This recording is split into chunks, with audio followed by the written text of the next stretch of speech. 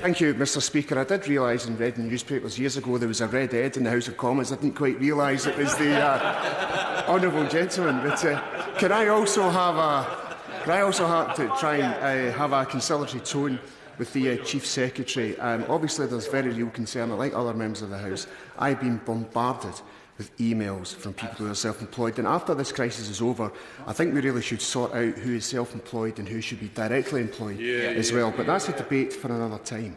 So can I ask the Chief Secretary of the Treasury, we know of other countries like Norway, Denmark and Belgium who have come up with schemes for the self-employed, and whether he's looking at those international examples. Because surely if they're working in Norway, Denmark and Belgium, they can work in the UK. There are 330,000 self-employed workers in Scotland: creative industry, agriculture, forestry, fishing, construction, taxi drivers and the like. So can I ask him if the government is looking at increasing the weekly level of sick pay from £94.25 to the equivalent of a week's pay at the real living wage? Are they considering removing the lower earnings limit for qualification for sick pay and to ensure that everyone can access it? And are they also looking at ending the 5-week wait and universal credit so that the first payment can be a grant and a real payment, not a loan? The issue of advance payments and universal credit. Firstly, one of the measures the Chancellor has taken is to increase the standard allowance. That's not the total quantum that people will get. I referred earlier to, for example, those with children, those with housing needs, those with disability, who will get more. And we have also changed it in terms of access, so people can get it quickly without face-to-face meetings, get it from day one. Linked to that, one of the issues with the advance payment that was often raised in the House was the concerns with then the subsequent repayments.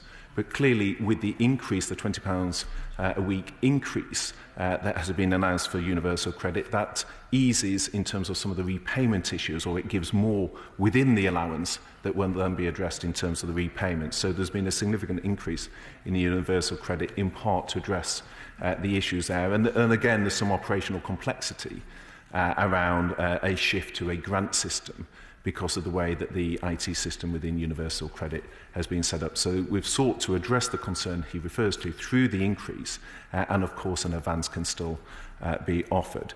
In terms of statutory sick pay, again, changes have been made to facilitate that being paid from day one, and changes made, for example, in terms of employers with 250 or fewer employees, in terms of the measures that the Chancellor set out to support those businesses with those costs.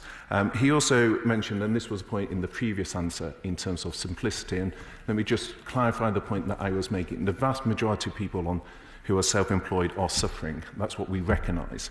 But in designing the scheme, we are looking as to how we can design something that addresses the operational challenge that other members have spoken to. So let me give you an example. Part of the merits of the scheme that the Chancellor set out with what is, I think, for many people, a new concept of furloughing members of staff was because that gave a clarity operationally to the delivery of that scheme. So we are, in answer to both the previous question and the issue that the Honourable Gentleman raises, looking at what is operationally deliverable quickly, what can be done in a way that recognises the other challenges that apply, for example, in DWP and elsewhere. What is one that doesn't leave open the question that a small proportion of people who shouldn't be getting the targeted action get the support? So we focus it on the much larger cadre of people who deserve that help.